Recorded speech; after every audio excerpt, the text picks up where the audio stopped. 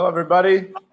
I'm Mark McDermott. I'm with the East Reader newspaper, and this is the candidate forum for the Manhattan Beach City Council election. We have 7 candidates with us tonight, competing for 3 seats. And without much further ado, I'll introduce you to all 7 candidates. We have incumbents, Steve Napolitano and Richard Montgomery. We have the challengers, Mark Burton, Joe Franklin, Grettel Fournell, Chaz Flemmings, and Phoebe Lyons. And we're going to begin tonight just with a 2-minute opening statement from each candidate. Steve, we're gonna start with you and go in the same order that I just read. Okay, thanks. Thanks, Mark. So Manhattan Beach is special, and I'm running for city council again today. I've lived here all my life, and I've served our community for over 25 years. I'm raising my family here. I have my business here. And I'm fully invested in our community. I don't want us to be anything like Santa Monica or LA. I want to keep the beach in Manhattan Beach. Campaigns are about words and promises and ideas, and I get that. But governing is about action. And if actions speak louder than words, then I would hope my record screams for itself. 4 years ago, I ran to get our city working again, get things done, and provide independent, common sense leadership. And I've done that. I'm not beholden to anyone or anything except you, the residents of Manhattan Beach. Today, the city has better relationships with our businesses and schools than ever before, and City Hall is again open 5 days a week to serve you. I've supported new flashing crosswalks and miles of new bike routes. I cut unnecessary city staff and saved millions of dollars in our budget. We installed new public art across the city and invested $1 million to keep our kids safe at school. And of course, COVID-19 has been an unprecedented challenge for all of us. Now more than ever, we need balanced, experienced leadership to answer these challenges, keep us safe, and help us recover. I'm running to do that and keep Manhattan Beach the special place that it is. Thank you. Thank you, Steve. And now we have Richard Montgomery. Thank you, Mark. For those who do not know me, my name is Richard Montgomery. I'm a 32-year resident, 25 years of continued service, community service, and a local business owner for 25 years. I'm running for re-election to preserve and protect Manhattan Beach. We'll all see what the effects of COVID have done, not to just us, but everybody around us, and the entire country, and now the entire world. I would say 2 things what we've done. Joining in 17, we kind of righted the ship. Opening City Hall was part of it, cutting costs, reestablishing morale, reestablish a relationship with our entire school board, our community partners. That was key to all of us. Fiscal management is not just running the city day to day. Let's look in the future. Pension obligations, staffing. What do we do with everything else going forward? How do we handle those things that happens? We balanced the budget in the last 3 years we've been there. We added $5 million to our reserve account, and this during the pandemic.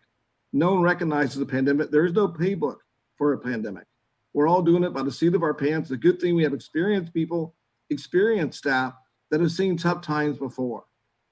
I'm the only candidate that has led the city through a recession and day one of the pandemic. That's an experience that comes crucial, not just for this year, but next year going forward.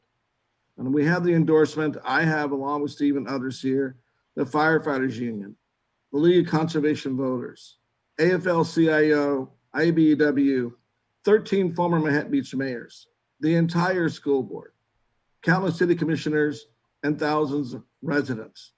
I know you had 3 votes this election. If you value proven experience through tough times, leadership, fiscal discipline, I ask that one of your votes be from Montgomery for Council. Any questions, montgomeryforcouncil.org. And thank you for the privilege of your time. Thank you, Richard. Mark Burton. Are you there, Mark? Mark, you're muted. Thank you, Mark. My wife and I feel blessed to call Manhattan Beach home. We raised our family here and we love living in Manhattan Beach. To me, Manhattan Beach is one of the best cities in these United States to live, raise your family, and successfully age. My wife and I had careers in public service. She as an educator and I as a city attorney, and we believe in community service. So I spend my time paying it forward by serving or having served as president of the Manhattan Beach Rotary Club, first vice president of the El Camino College Foundation, the American American Martyrs Parish Council, the Roundhouse Aquarium Board, the Manhattan Beach Historical Society, Leadership Manhattan Beach Board, and several other community organizations. As a longtime advocate for the residents, I believe that I have proven to be worthy of your trust and your vote. I pledge to conduct city business in an honest and forthright manner, beholden only to the residents of our great city. If elected, you can trust that keeping our community safe will be my top priority, with the goal of making Manhattan Beach the safest beach city in California. You can trust that I will protect our precious environment. You can trust that I will assert appropriate local control to protect our residential character, and you can trust that I will support transparency and open government. We all know that in life, the best teacher is experience. As a former council member and state attorney, I am ready to assume council responsibilities on the day I'm sworn in. I will be an asset to any council you elect, and I will make a positive difference in moving our city forward. Expertise and strong leadership with good common sense judgment is my value added to the next council. I'm number 1 on the ballot, seeking 1 of 3 seats. I humbly ask for your first vote. Vote Mark Burton. Thank you.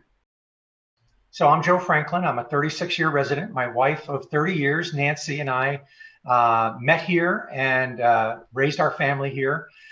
They've been students of the Manhattan Beach Unified School District, and happy to say that they are successfully launched. My son, Jim, is a U.S. Marine. He's a staff sergeant. He's in his 10th year in the U.S. Marine Corps. And my lovely daughter, Taylor, is in hospitality management, and she is a front desk manager for the Westdrift Hotel here in Manhattan Beach. So public safety is my top priority, and it always has been. I'm for strong funding for our police department and for keeping the fire department local. I helped bring the 1,100 Thank You Manhattan Beach Police Department and Manhattan Beach Fire Department signs to the city. It was a really tough time for our law enforcement officers and for our first responders.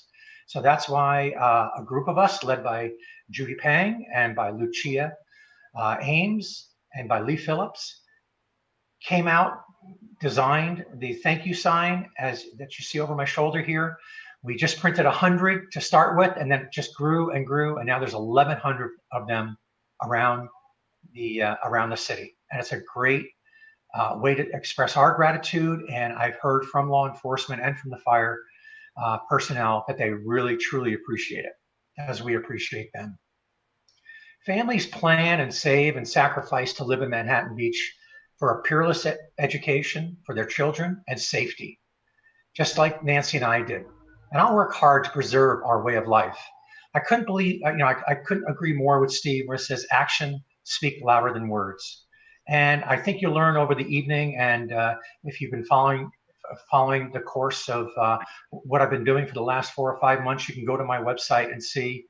But I've been out there. I organized a rally to help open up our retailers and restaurants early, doing the thank you signs, attending an ad hoc 9/11 memorial, because it's written in stone there. It says, "We shall not forget." And we didn't want to forget our first responders and the sacrifice they made. Thank you for that. I'm Chaz Flemmings. I'm running for City Council. And time is the essence that we all need to appreciate. I appreciate your time for having me here today for the Easy Reader Forum. There's so much information we have, and I'm lucky to be a part of the lucky 7 here today to be one of your City Council candidates. I'm very persistent, consistent, as you see, yet optimistic about establishing a relationship with each and every one of you and building the conversation needed to move our city forward, especially about quality of life.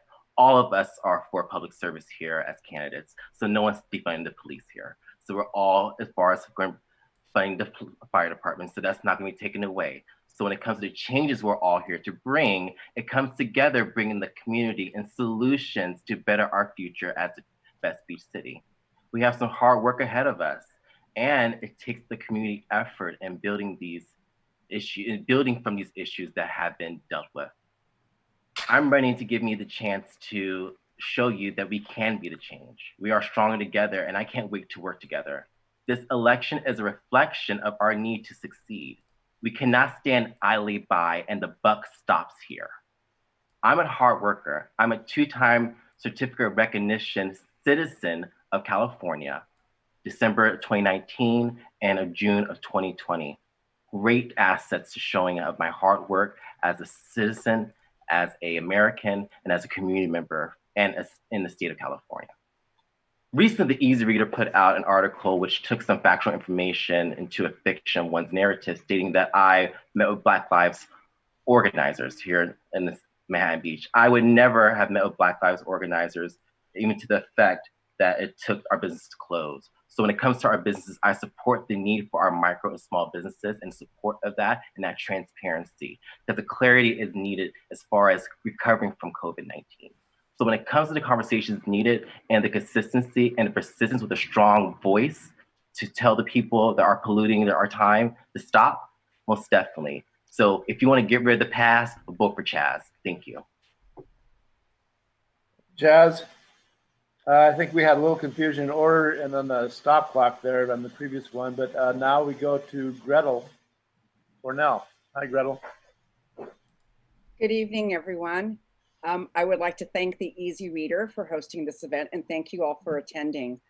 My name is Grettel Fournell, and I am running for City Council because I love Manhattan Beach and I care about its future. I am a 28-year resident, and together with my husband of 31 years, Bill, who's a Manhattan Beach native, we have raised 4 children who all attended our public schools. 2 have flown the nest, if you will.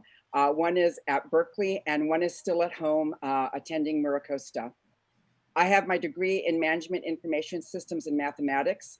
For 17 years, I worked for Ernst & Young as a financials management consultant, reviewing, designing, and implementing financial and process improvement systems for my clients. For the last 20 years, I have dedicated myself to raising my children and to community service with various organizations. I served on all of my children's school PTA executive boards, from treasurer to president. I was a member of the District Advisory Council, and I'm currently a 20-year member of Sandpipers. I was a 5-year member of the Manhattan Beach Sister City. I was a Girl Scout leader, Cub Scout leader, coach, and team mom. I've done it all. I continue to be very active in the community. I was raised to do the most good for the most people, and now I want to do the most good for the residents of Manhattan Beach. I want to be part of Manhattan Beach's future, ensuring that it continues to be a safe place for us to live, a great place to grow old, and that it remains the casual small town that it is and that we all love. With my decades of service and long-term relationships, I will hit the ground running. I'll look forward to this discussion and answering your questions. Thank you very much for the opportunity. Thank you, Gretel. And last and certainly not least, Phoebe Lyons. Hi, Phoebe. Hi. Thank you to the Easy Reader for hosting this forum tonight, and thank you to all attendees for being here this evening. I am Phoebe Lyons. I'm a lifelong resident of Manhattan Beach. I graduated from MiraCosta in 2015, and then I attended Boston College, where I studied economics and also music. Since graduation, I've worked in nonprofit fundraising for LA Opera. Now I'm running for City Council in my hometown to be the beginning of the next generation of Manhattan Beach leadership. For many years, the council has had little age diversity and has not been representative of the age makeup of Manhattan Beach. 1 in 6 of Manhattan Beach residents are between the ages of 18 and 30. In a representative government, this group deserves to have their voice heard. I am the right choice to be that voice for Manhattan Beach. As I continue to say, experience is good, but diversity of experience is even better. I'm focused on improving city communications and transparency, expanding climate sustainability measures, engaging more residents in city decisions, and working with our neighboring cities to find regional solutions to issues that affect the entire South Bay. My academic and professional experience has taught me communication, critical thinking, and creative problem solving. All these skills would contribute to my effectiveness on City Council. I will ask purposeful questions, include new perspectives, and start meaningful conversations in order to reach conclusions that benefit and better our whole community. So thank you for being here tonight, and I look forward to the conversation. Thank you, Phoebe. So we're going to begin our round of questions now. These are all questions that have been submitted by residents, and we're going to go in reverse order from the way we just started. So we're going to start with Phoebe, then go to Gretel, then go Chaz, and so forth. The very first question comes from Alfredo Barrios. Unfortunately, the President of the United States underplayed the seriousness of the pandemic, and therefore there was no plan for the long term. On the local level, we can't afford to be so short-sighted. What is your plan to deal with the pandemic through the next year? Phoebe? Yes, thank you. I certainly agree with the premise of this question. This is a dynamic and evolving situation that we will be seeing the consequences of for many years to come, not just the next year. I think what the council has done so far in being proactive and making decisions to the benefit of both our community members and our small businesses has been great. And we need to continue being proactive, and we need to continue to develop plans that we can implement quickly and be ready and flexible to make those decisions that will benefit our entire community.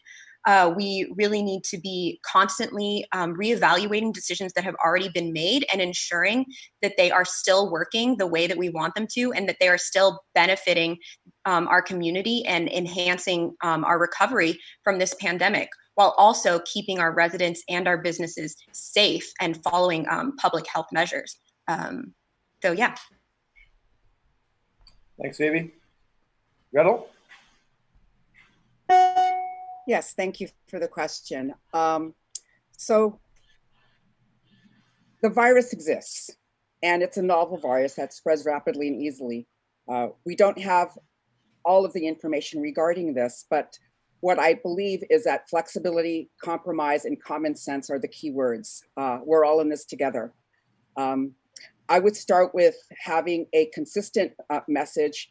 There's not a consistent national message, but I would start with a consistent local message, which the city did a few weeks ago when it imposed the wear your mask ordinance. And that's an easy one to do. Just, respect your neighbor and wear your mask. I believe that this is just the beginning, and that we are going to have to deal with all of this going forward into 2021. And that's why, right now it's just, we need to be unified, and we need to believe in the science. Thank you, Gretel. Chaz? Thank you for the question. As your city council member, I'm taking the oath to protect our residents from domestic yet and foreign terrorists. This coronavirus has been a foreign yet domestic terrorist in which we will succeed as far as coming together in our community for what we need to do as far as getting this virus, listening to our public health advisors, listening to our mayor, listening to our city council, and figuring out, and listening to our businesses as well, and figuring out the needs of us to be able to succeed. And that comes from grant programs in the future. That comes from us most definitely stating to the governor's office if there is alleviation to be made on our local municipality, that can be possible. We need to fight with adamancy, because the thing is, we've been fighting with this with consistency, wearing our masks, making it a task. And this is a situation. I'm going to protect us from this virus in the way that we can on the public side of what we know from the data. Thank you, Chaz. Joe? Of course, the coronavirus is very infectious and it's real, and we have to make sure that we protect the most vulnerable among us. I think we have great resources here in Manhattan Beach. First of all, our residents are very smart people. They're very caring people. They're going to watch out for each other. Just right here on our very own block here in Pine Avenue, we got a terrific neighborhood watch. Everybody's alerted. If anybody needs help, word goes out and people help them. So we're helping each other do what individuals need to do to stay safe. So let's continue that. Let's wear a mask. Enforcement, just like everything else, cannot be all over the place. So wear your mask, encourage other people to do so. Don't endanger yourself. If someone's coming at you without a mask, step aside, let them go by. Take care of yourself, help others, and just continue doing that until we have a vaccine and it can be more safe. Thank you, Joe. Mark? Thank you, Mark. It was awfully challenging for our city council because there was health orders coming from the governor's office, health orders coming from the county office. The county can have more restrictive. They were changing. So I really want to commend our council, Mayor Montgomery, and Councilmember Napolitano and the other council members, where they were meeting 3 times a week, 4 times a week, doing whatever they could to kind of respond to this dynamic that was going on. Very challenging. So kudos to you both and the council. We have a problem here though with the county, and this won't be the last pandemic. So I think this is something we need to look long-term. The county has 88 cities. They just can't be responsive. One size does not fit all. We need to figure a way to break up the county into regions or sections where you can get more accurate data that be more reflective of what's going on there, so that the health orders are actually comport with what the data is from that particular area. So that's one thing I think we should do going forward, rather than letting this happen to us again and again and again. But again, I want to compliment our council for rolling up their sleeves and putting a lot of hard work in. Congratulations. Thank you, Mark. Richard. Thank you, Mark. As mayor, I've had to address the effects of COVID-19 from day one with Steve and our council and our full staff. We opened up our emergency operations center to address everything coming down the pike at us. And you know what? We get updates and events every day. We follow along with everything that's going on. We're in constant contact. And I am, as the mayor, talking to Dr. Ferrer, LA County Health Department every Friday. We get great information. Supervisor Hahn's team is helpful to us. We have the access and the outreach. Our mask enforcement is one thing we've done.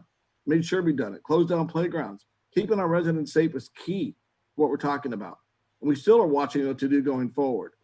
PPE for all of our fire and safety equipment, that is one thing we're doing. No one talks about that. That's key as well. But keep our plan in place. Great people, great format, great design. We're on top of it going forward. Thank you, Richard. And Steve. Thanks, Mark. And I appreciate the words of former Mayor Burton. And I certainly agree with Mayor Montgomery, who's done a great job during this pandemic.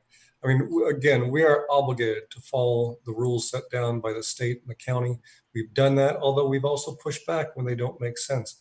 We pushed back on the state when they said that it's okay for our big retailers to be open, but not our small retailers. And so we pushed to open them. We did that, did it safely. And then 5 days later, the governor changed the rules in line with what we pushed for. So that was a big plus, and we'll continue to do that.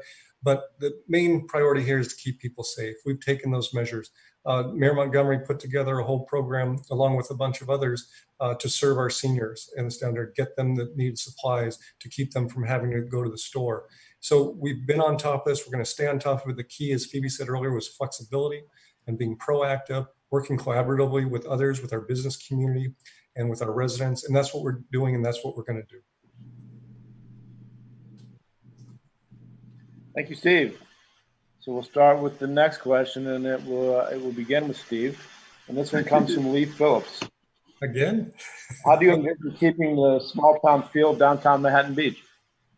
I'm sorry, could you say that? I had some background noise there. I think that was Richard. How do you envision keeping the small town feel of Manhattan Beach? Thanks for that. Yeah, you know, it is a feeling, and that's what it is. From day one, the first time I ran, my whole thing is about protecting our small town atmosphere and low profile development. And as far as downtown and actually the entire city goes, maintaining that is maintaining our access to the services that we have, supporting our special events, supporting the businesses. Our downtown is the heart and soul of our commercial district. We've been working very collaboratively with them. We meet with them. I'm on the subcommittee that is for long-term vision and dealing with COVID and our business community.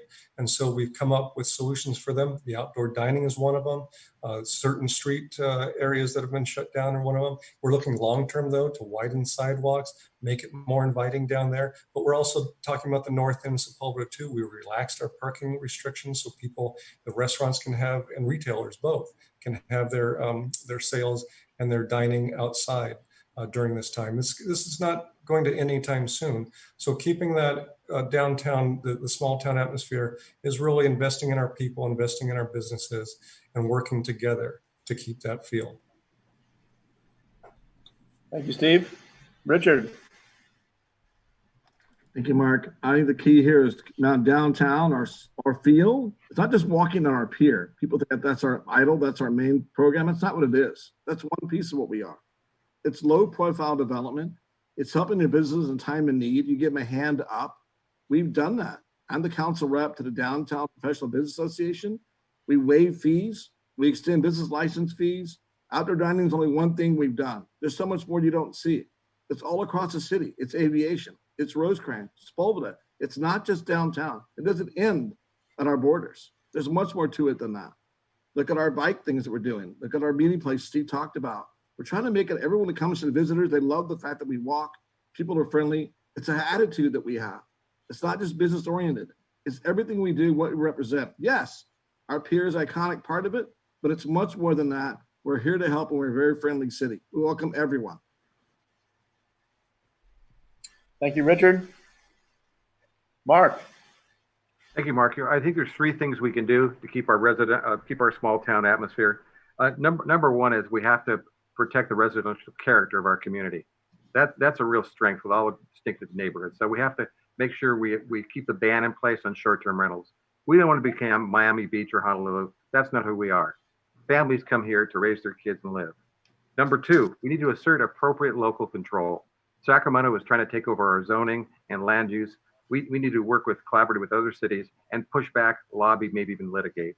And number three is the cornerstone to being a great community, and it's more than our schools, it's more than our weather, is really feeling safe. So public safety should be our top priority. We need to have the goal of making Manhattan Beach the safest beach city in California. If we do those three things, we'll be able to retain that small town feel that we all know and love. Thank you, Mark. Thanks, Mark.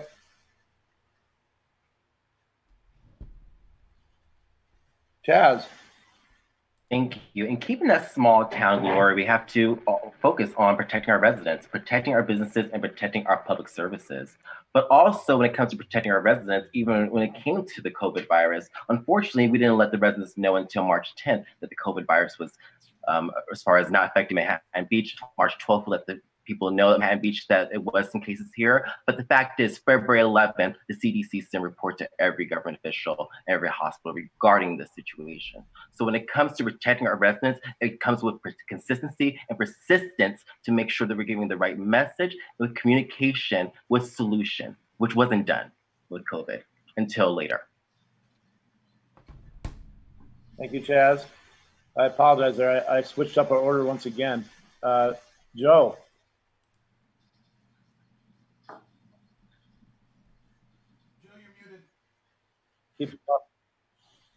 Keep you on your toes. There we go. Okay. So actually, it's there's been a great phenomenon going on in the city. Families are now together more. They're going out more. They're riding bicycles. They're walking. So one thing to keep the small town feel is to encourage bicycle use, to encourage walking. But we also have to make it safe. I almost hit a small child riding a bicycle on the wrong side of the road, coming at me in the wrong way. So we have to increase our bicycle safety, for example. We have to be careful with these electric bikes. You know, when they gain speed, they're going like 20, 25 miles an hour, just as much as a scooter. So we have to bump up our safety. I helped implement a citywide safety traffic campaign many years ago, and I think we should go ahead and try that again. And just adapt to the current situation. And then life will eventually evolve and come back to normal. Thank you. Thank you, Joe. Grettel.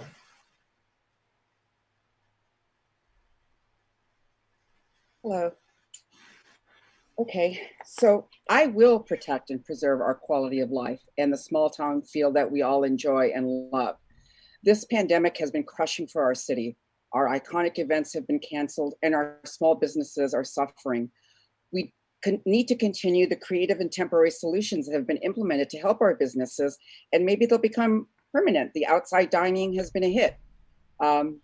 Any new growth, however, and development in our city needs to be carefully considered, right-sized and in the right place, with more than the required community input necessary, and with an eye to how it affects the community as a whole, with the possible or long-term consequences considered, and to make sure that it's something that is good for our community. So that's how I would deal with being responsible with our growth and our development. It's not business as usual right now during our pandemic, but the landscape is also changing. So we do need to consider these creative ideas that are brought forth to us. Thank you. Thank you, Gretel. Phoebe. Thank you, Mark. Yes, we all love Manhattan Beach's small town character. It's so much a part of why this city is so wonderful. In terms of residential development, we should work to maintain all the local control that we can in terms of development, and there's been some new developments in density rulings, and we should be allowing our residents to maintain the control. We should also be encouraging businesses to come into our community that contribute to our small town character.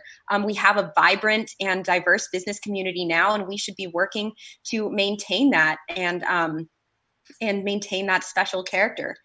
We should also be constantly encouraging access and increased access to our beaches through biking, walking, even wheelchair access to our beaches, making sure that anyone and everyone can access our incredible beaches.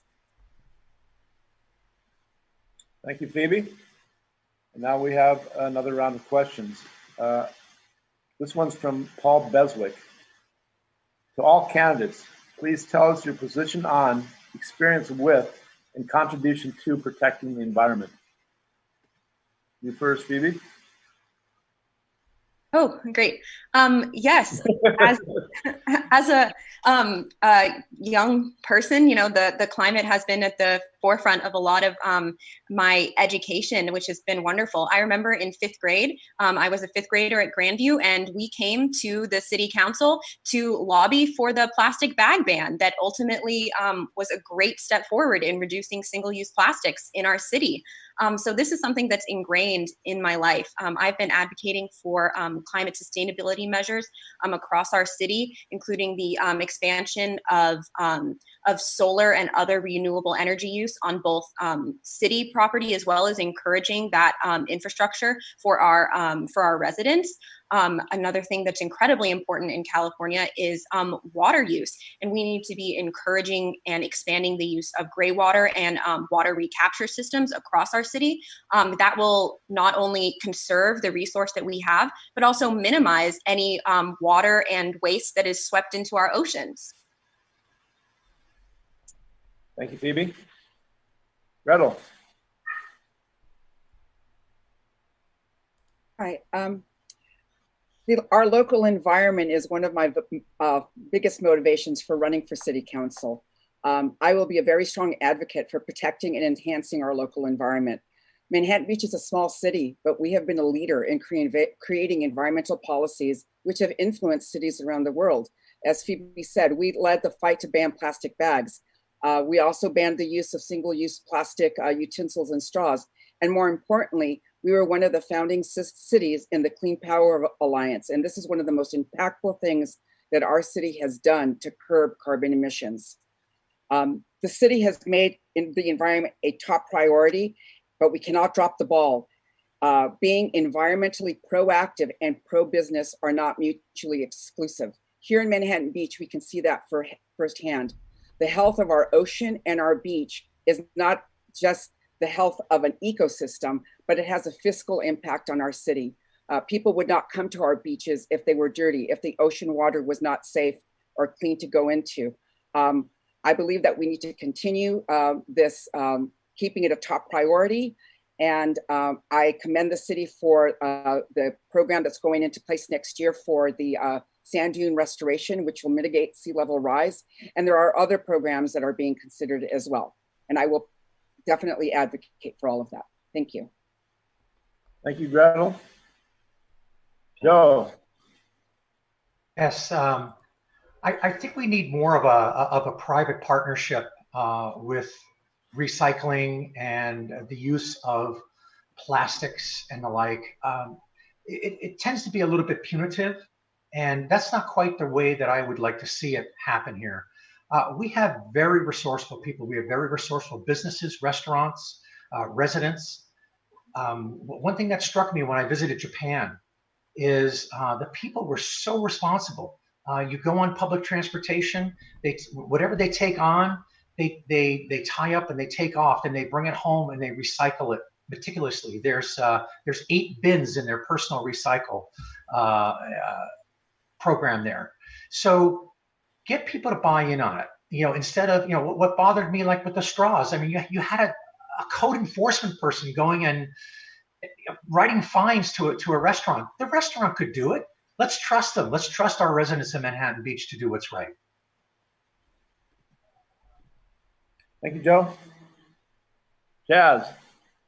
Thank you, Mark. I took pride over COVID-19 being in the line for 45 minutes at Home Depot to get a trash picker so I can go out to pick trash up during the time where we didn't have any street sweeping. So most definitely retaining to keep our streets clean. Even in my household, we are an electric vehicle household here, Tesla and a scooter. So when it comes to that capacity, always keeping emissions down. But it unfortunately burdened me when the city didn't send out via their contract with the waste management, new regulations on recycling. I love to recycle. I actually love to recycle as my complex I live in. They're recycling, consolidating that. So the fact that not even going out so I can even achieve more in my efforts and conserving my environment here at Manhattan Beach and keeping my green footprint low, should be attainable for everybody. And we should all be having clarity on how we can help the environment in here at Manhattan Beach as well. Thank you, Chaz. Mark.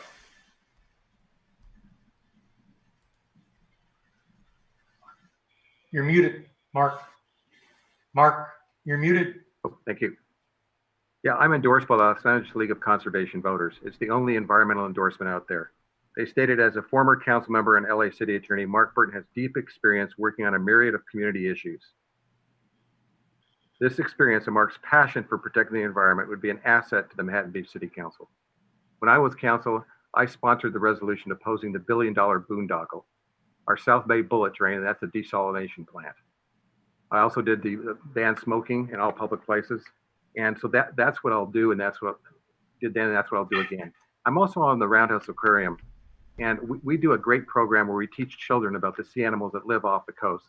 But just as importantly, we teach them about the importance of protecting the environment, not polluting that environment. So I'm really strong on the environment. That's what I did my first term. That's what I'll do if elected. Thank you. Thank you, Mark. Richard. Thank you. I'm also endorsed by the California Conservation Voters. Small world. More importantly, I would say that in 2008, that council banned smoking at the beach and all outside areas. It's a good start. That's our parks. But I was the Grandview rep, probably when Phoebe was there, when Planet Pals, now called Grades of Green, formed. They were the leaders. They're now on the national because of what they started. Yes, I was the mayor and we banned plastic bags and won the Supreme Court fight to make that happen. Polystyrene came later. So did everything else that happened, the straws and everything else that we did. Clean Power Alliance happened during our time. It's the right thing to do. No one's talking about this. Unintended consequence of the COVID has made our beaches a dumping ground for people who don't pay attention. They leave their trash there. So we ordered more cans. What we forgot was the lids, keep the seagulls out. So more things we're doing, we're doing the right way, we're getting there, we go from there. Thank you, Richard. Steve. Thank you, Mark. I've got a 30-year history of environmental activism, and that's why I also have the LA League of Conservation Voters endorsement. I worked on the city's first Ocean Safe campaign, our first efforts to clean up the water off the beach there. I worked on negotiating the plastic bag ban that went into effect for LA County. And it actually went into effect before Manhattan Beach because of the lawsuit that was brought against it. I also am one of the people who initiated CPA at the county level. I took that to my boss, Supervisor Kanabi, and got his buy-in to put that forward and put the seed money to create the CPA, the Power Alliance, which uses renewable energy, which we use now. And we've got a sustainability manager, we've got a sustainability task force. So we're headed in the right direction. I want more solar for city facilities. I want more stormwater capture on an individual home basis, just like they do in Australia. Thank you, Steve. Now we have another round of questions, and it will begin with Steve. This question comes from Jerry O'Connor. And he asks, please clearly state whether you support or oppose West Basin's proposal to build a desalinization facility in El Segundo, just north of the border with Manhattan Beach.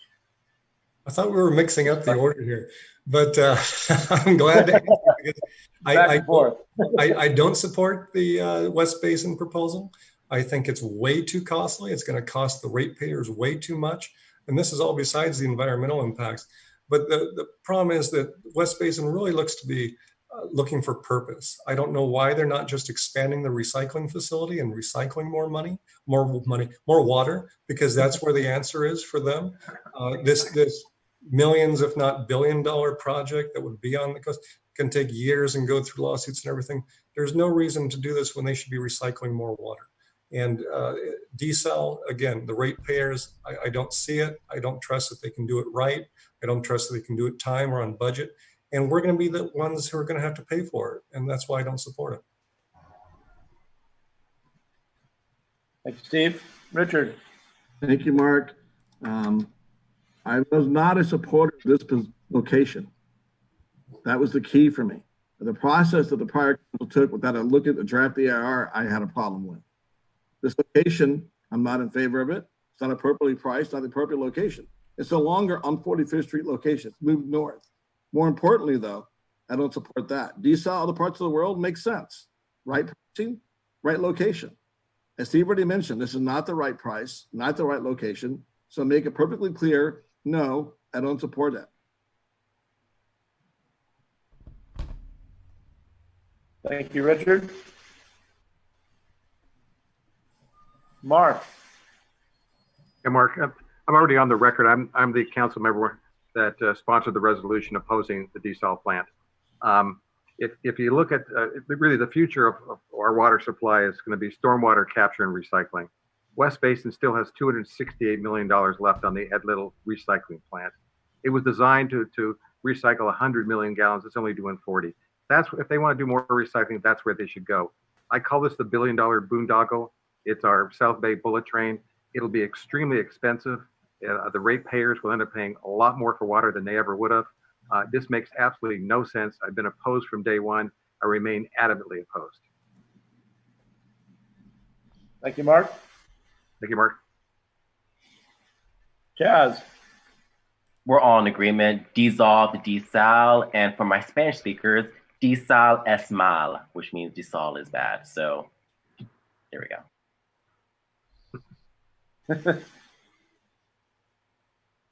Thank you, Chaz. Joe. I'm opposed to the desal plant. There's a lot more effective ways that we can conserve water. I grew up in Tucson, Arizona. Tucson, since the 1980s, has almost doubled, almost 2.5 times in population, has kept the same water conservation because of conservation, desert landscaping, retrofitting homes and things like that. Imagine the money that's being spent on that desal plant, and we were to give grants to Manhattan Beach homeowners on water saving techniques. I like what Phoebe said about the gray water recapture and things like that. People wait and let the shower go until the water gets hot. Got to capture that water. So on my website, votejoefranklin.com, you'll see under environment, I have the desal plant. There's an article, a column that I wrote in the Daily Breeze about water conservation. And that was back in 2014, but my water conservation days go back a lot further. And this is a semi-arid land, just like Arizona. Thank you, Joe. Grettel. Yes, no, I do not support the desal plant. It's costly to build, costly to run. The damage to the environment from carbon emissions and to the ocean are incredible. There are other alternatives that could be considered. The West Basin is not operating at 100%, and it should be. We are paying for that. We are paying for that, and it's not running at 100% capacity. So that's my answer. But I did want to have a fun fact. I have visited the West Basin Water Recycling Plant on school tours with my children, and I have drank gray water. It's not so bad. You can do it. And gray water can be put to use not just for landscaping. In Canada, there is a brewery that's using it to brew beer. So there are a lot of uses for gray water, and that's one to consider. But no desal plant. You know how to encourage a reporter, that's for sure. Did they Thank serve you, the Grettel. kids? Did they serve the kids? Phoebe. Thanks, Mark. Yeah, I am wholeheartedly against the desalination plan. As has been stated, it would be incredibly expensive. Not to mention, we already have the recycling infrastructure right over here that we should be utilizing. It's incredibly important. Water is such a vital resource, and especially in California, we're no strangers to drought, and we should be doing everything that we can to recapture water that would otherwise be swept away into our oceans. And we should be also encouraging water saving measures, such as expanding education around drought tolerant, low water gardening, and moving away from lawns. A lot of our residents already have, which is fantastic. And we can provide more educational resources to get even more drought tolerant, low water landscaping throughout our city. So definitely no on desal. We have so many other great options. Thank you, Phoebe. We have one more question, and then we'll go into the closing statements. This is a resident that asked that their name be withheld. The question is, do you feel there's a need to inquire into the practices and policies of the MVPD? And we'll begin with you, Phoebe. Thank you. I think where I'm coming from on the police is that it's the largest portion of our city budget, as it should be, because public safety is incredibly important for Manhattan Beach, and we all agree on that. What we should be ensuring is that the police are adequately using and deploying our tax resources as efficiently and effectively as possible. That's just the nature, the basis of fiscal responsibility. And we should be ensuring that the police have the adequate resources to effectively do their jobs. One thing that I would love to see is more utilization of code enforcement officers to deal with those types of municipal code violations that have gone unenforced for a while now. That would go a long way towards enhancing our quality of life in the city. I have also been an advocate for getting regular reporting of our crime statistics in the city, available and publicly available. Hermosa Beach has already instituted that, and we should follow in our neighbors' footsteps. Thank you, Phoebe. Grettel.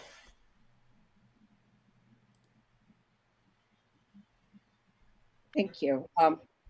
Okay, so yeah, we all want safe streets and a safe community and to feel safe. And I believe that the police department is adequately funded at the moment. I believe the question was, I'm sorry, Mark, can you repeat the question? I just want to make sure I'm answering the question correctly. Okay. You feel there's a need to inquire into the practice and policies of the MVPD? Okay, my short answer there is no. We have a police chief and a police department. The chief knows we have policing policies and procedures that are being followed. He knows where we need to how much staff we need, how to deploy them. I believe they are practicing the standards that are the 8 can wait policies and practices. I don't believe that they need to be reviewed unless I don't see it. Thank you, Grettel. Joe. I think the police department is doing a fantastic job. Over 750,000 calls over the past 10 years, and there's only been 36 complaints against them. I think the chief is doing a good job training. First of all, start back, go with the hiring. The hiring process is amazing. They go through a rigorous process. They're actually investigated just like anybody would be investigated for a crime. People are investigated, applicants are investigated. They have to sign a waiver to release all their work records. So there's nothing that can be hidden from a previous employer. and then ultimately it ends up at the desk of the chief. And then the chief, with his 30 years of experience, knowing what the city of Manhattan Beach needs, makes the ultimate decision. And then they go through a rigorous training process as well. So we can always improve. I think the chief realizes that. He's committed to that. So let's let the professionals do the professional work. Thank you. Joe? Chaz? Thank you for the question. I actually was invited by Mayor Montgomery on July 9th to speak to Chief Abel regarding situations regarding community policing here in Manhattan Beach.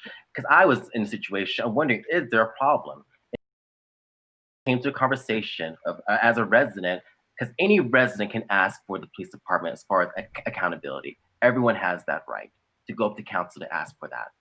So when it comes to that situation, I took the lead and being with Chief Abel, going over situations and seeing where we're at. And it's a situation, yes, we are working here as a small municipal government and working with the Department of Justice and releasing records that will be released in 2024. So we're getting to the point of working our system, our team, to be able to show consistency, transparency, and with clarity to our residents. So that comes without merit. That situation brought us to the situation and conversation we're going to keep on having when it comes to accountability for police. So any resident able to ask for that. Thank you, Chaz. Mark? Yeah, Mark, as a recognized expert in constitutional policing, I can tell you each department has its own culture. And if you look at our culture, we've got a magnificent culture of constitutional policing. They do an outstanding job. We are very, very fortunate. In fact, I think we're one of the best when it comes to constitutional policing. So you don't hear excessive use of force complaints. You don't hear of officer-involved shootings. You don't hear of any of those type of things going on in our department because it doesn't happen. So we're very fortunate. And it's because of the training, it's because of the policies, it's because of the command staff, and they set that tone. And that's why the chief is very circumspect when he hires a new police officer. He makes sure he wants to have the right fit in that constitutional policing. They're not heavy-handed. They're very respectful. The way they treat people is the way you want to be treated. So yeah, we've got a very, very good department when it comes to constitutional policing. There is no need that I can see for an inquiry. Thank you, Mark. Thank you, Mark. Richard? Thank you. I offer a different, unique perspective. As a former officer, reserve officer, I've seen things on the other side of the fence. So the short answer would be no. Our police don't need to be policed, but we have outstanding police chief in Derek Abel, 28 years of being here. He knows all about our department. If he's a bad apple, he'll spot them first, and his command staff will get rid of them. We don't have bad apples here in Manhattan Beach. That's first and foremost. I want everybody to know that. We're hiring 4 additional officers this year. We're expanding the automatic license plate reader program. We've done 4 already, brought to us by a resident named Tom Norberg, his idea years ago to make that happen. You're seeing more officers on the street, you'll see more officers on the street. We proposed, and Steve supported me and council supported my idea, been the very first dedicated foot patrol downtown ever. It's working perfectly. Maybe we expand that farther out. But we're doing a great job. Let them do their job. They did a fine job. Let them continue. Thank you. Thank you, Richard. And Steve? Thank you, Mark. And first of all, I think it's important to support full funding for our police department. And then you look at things from there. There's no reason to take any money away from that. It's, if anything, to put more money into that kind of training. But in terms of practices and procedures and review of those things, we asked for that. I asked for that. We had a meeting about it. The chief went over the points that we did, and we've adopted the vast majority of the 8 can't wait policies, including no chokeholds. And that was before the governor passed the law against it, those uses. So as far as practice and procedures, though, if we have any issue with discriminatory or biased policing, that's where to look, not in the funding, in the practices and procedures. And we're doing the right thing in our practices and procedures. We're doing that constitutional policing, as Mark said.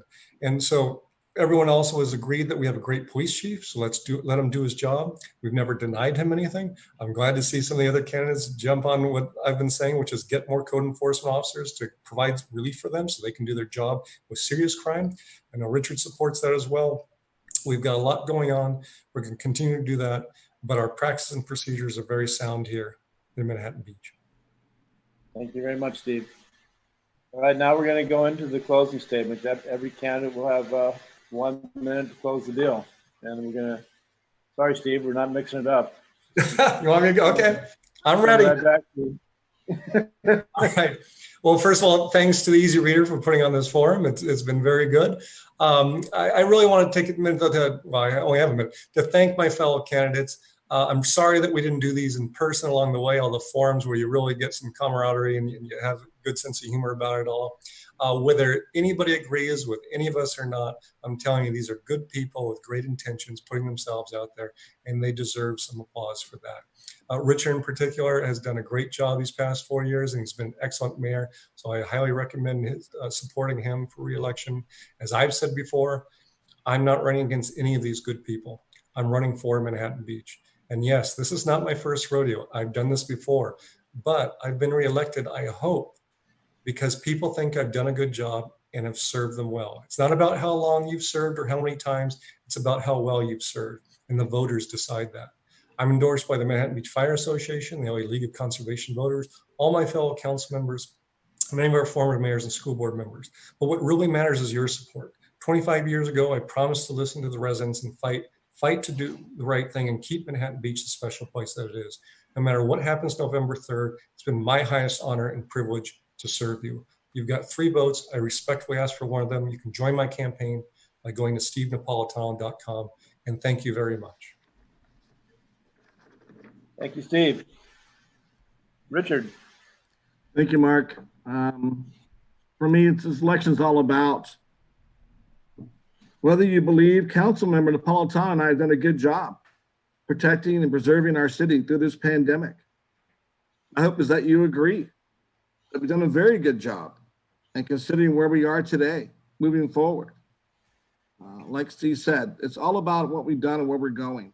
We need people that have experience driving forward, people understand it, people that have been through tough times, and fiscal discipline. I know that you're going to have 3 votes when you vote. I ask that you let Steve and I continue what we're doing for this city, for your protection. Montgomery's number 4 on the ballot. I hope you vote for all of us there. And my website is montgomeryforcouncil.org. And thank you all for your time. Thank you, Richard. And Mark. Thank you, Mark, and thank you, Easy Reader. Public service has been my passion. It's been my life's work. When I served on city council, I put my heart and soul into it. When I served as a city attorney, I put my heart and soul into it. The Los Angeles Police Department awarded me the highest honor for a civilian employee, the Distinguished Service Medal, recognizing my exemplary integrity and competence. You'll know what you'll get from me. It'll be strong leadership. It'll be open and honest about everything we're doing. If you look what I did in my first term, it was bold leadership. I'm the one that banned the short-term rentals. I came up with that solution. I opposed the desal plant. I came up with that solution. And I did more for the Manhattan Beach Police Department than any council member ever, developing the automated license plate reader program, the security camera registration program, and hiring police officers for the first time in decades. So you'll know what you get from me. I could hit the ground running. I'll be an asset to whoever you elect. I'm number 1 on the ballot.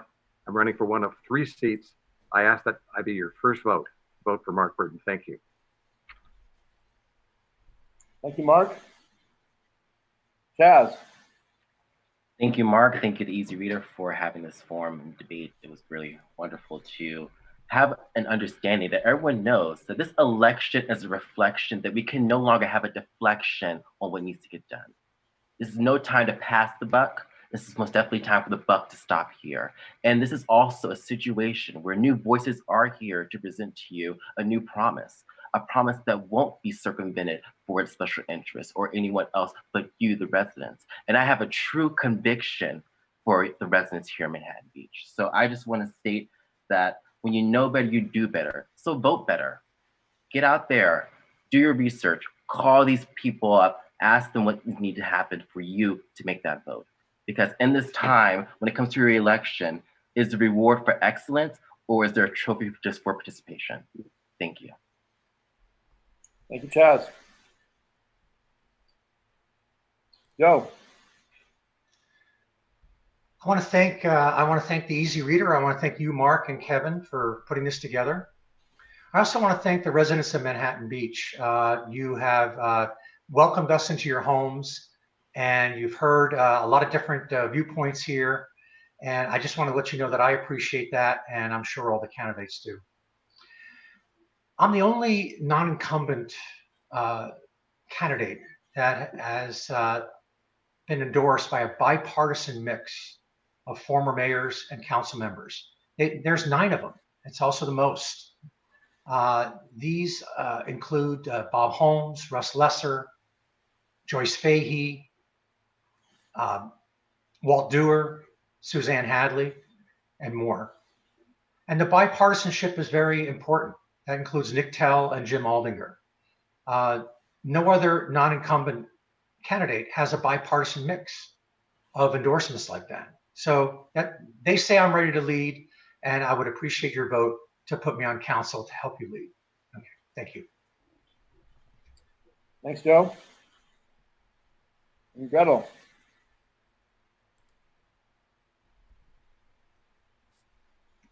Thank you, Easy Reader, for this forum, and muchísimas gracias, Mark. You have heard a lot from us this evening, so why should you vote for me? Well, let me tell you why. I'm not going to make decisions based on input solely from those who supported me, because I know that as a city council member, my job is to represent the entire community. I will consider public input, council discussion, and as a mother of 4 children, good old-fashioned mom sense. I will also use my professional experience in financials to audit and analyze complex data to consider alternatives and make good, smart decisions. Through both my professional life and volunteering, I have learned to work with many people with different backgrounds and opinions. It's about the greater good, reaching consensus and getting things done. I want to be part of Manhattan Beach's future and ensure that it continues to be a great place to live. I also have bipartisan support. Portia Cohen, Dave Lesser, Joan Jones, Wayne Powell, and others, and all of the entire Manhattan Beach school board members, as well as the endorsement of the Manhattan Beach Firefighters Association. In closing, I would be honored to receive one of your 3 votes, and I'm the only Gretel on the ballot. Thank you. Thank you, Gretel. And Phoebe. Thank you again to the Easy Reader for facilitating this event, and thank you all for attending tonight. We all know that Manhattan Beach is a wonderful place, and our goal is to make it even better. As the youngest candidate in the race, as well as a lifetime resident, I have a unique combination of decades living in Manhattan Beach and fresh ideas. I am running to bring new eyes to our city leadership. Many of our council members have served our city wonderfully for many years. Particularly notable is Steve's service to Manhattan Beach since he first ran as a 20-something. As I continue to say, experience is valuable, but diversity of experience is even better and leads to more well-rounded, full conversations that ultimately lead to more creative and effective solutions. This is the perfect time to bring a fresh voice to the City Council. I am the best person to be that fresh voice. I invite you to visit my website, phoebeformb.com, to learn more about my campaign.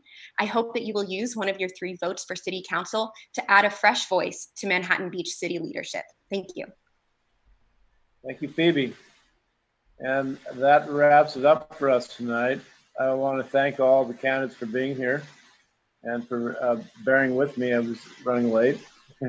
A little bit of information. I also want to thank our 2 partners, Hermosa One and New Voodoo, who helped make this possible. If you need more information on the candidates, we have profiles of each one on the easyreadernews.com. If you need to find out where to vote, how to vote in these crazy times, go to the elections page at citymb.info. All the information's on there. And thanks for tuning in. Thank you, Mark. Good job. Thank you, everybody. Thank you, Kevin. Mark. Thank Bye, you. everybody. Good night. Bye, everyone. Have fun down there.